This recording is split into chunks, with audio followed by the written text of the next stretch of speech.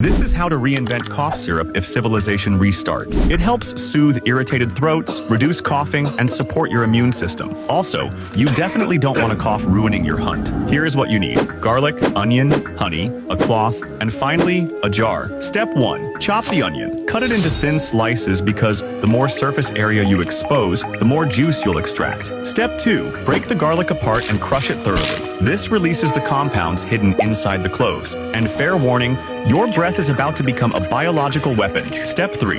Now layer everything together. Add the onion and the garlic to a jar. Then pour the honey over the top until everything is covered. Step 4. Stir it, seal it loosely, and wait. Over the next few hours, the honey starts pulling out water of the onion, and the mixture becomes thinner.